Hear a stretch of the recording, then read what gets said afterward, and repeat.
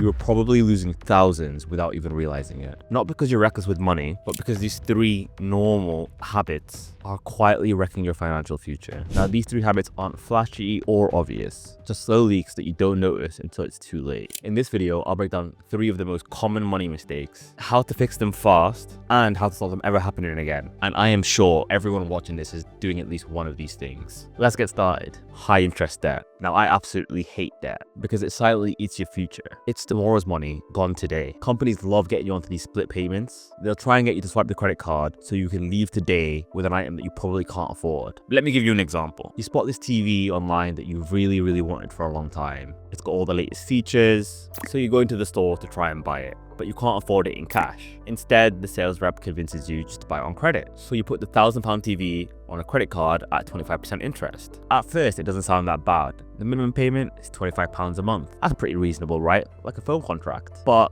if you stick to that, it takes over 5 years to pay off. And you've ended up paying about £1,600 in total. That's £600 extra for nothing. Same TV, way more money gone. But the real danger is that it's never just one thing. First, it's £1,000 for a TV. Then it's $500 for a holiday. Then it's $200 for clothes. Each one is just a small payment. But when you add them up together, your whole paycheck is gone. And don't even talk to me about missing a payment. Interest piles up, late fees kick in, and the hole gets deeper and deeper very fast. If you build a lifestyle on debt, it's basically the most guaranteed way to keep yourself broke. But I will give you some quick fixes. Number 1, avoid debt unless it's absolutely essential or it's making you considerable amounts of money. If you've got any bad debt, there are accounts that are available which are 0% interest or no payment for 12 months that you can utilize in the meantime. And if you have got bad debt that you need to pay off, use the debt avalanche method. List your debts from highest interest to lowest interest. Pay the minimum on all of them except the one with the highest interest. That's the one costing you the most, and then keep repeating with the next highest on the list. Now, debt can slowly drain your future, but the next mistake, you can never buy the years back it's going to cost you. It is waiting to invest.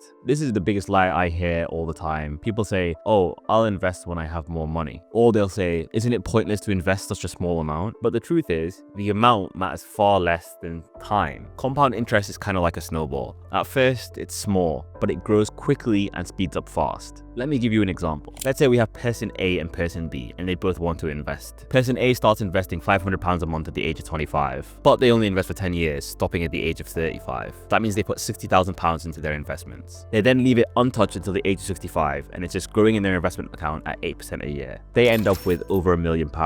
Now let's look at person B. They wait until they're 35 to start. They also invest £500 a month, but instead of doing it for 10 years, they do it from age 35 to 65, 30 years. In total, they've invested £180,000, but they only end up with about £750,000 in their investment. That's 3 times the money, 3 times the time, and they still end up with less money overall. That's the cost of waiting. Einstein said that compound interest is the 8th wonder of the world, and I'm inclined to agree. But let me give you some quick fixes that you can do today. Open a tax-efficient investment account today, even if it's just with £50. Set up automatic investing so you only have to make the decision to invest once. Stick to simple, low-fee index funds or diversified portfolios. And then don't keep checking them. Just leave them and let them do their work. If you want to know what platforms or index funds I use, drop a comment down below. But even if you start early, this next mistake can erase all that progress. Lifestyle inflation. I remember when I got my first proper job after university. I met this guy on the first day and we were talking about what our plans were for the future. So we stayed in contact over the years. And I remember this friend moved into the nicest flat that he could afford.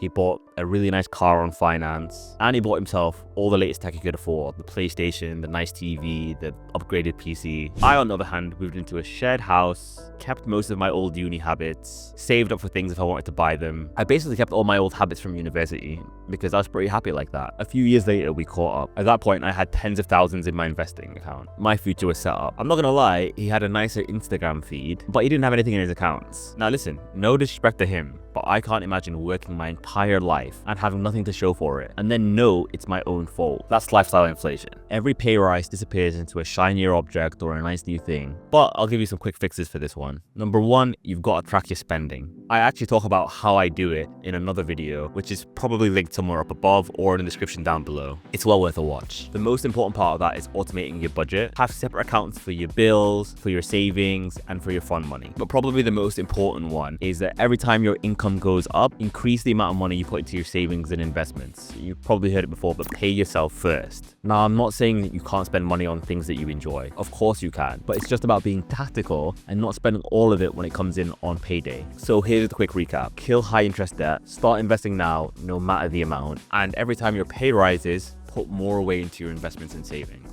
If you do these 3 things, your money will start working for you instead of against you. Got any other big money mistakes? Let me know down in the comments below. While you're down there, why don't you drop me a like and a sub? But for now, peace out.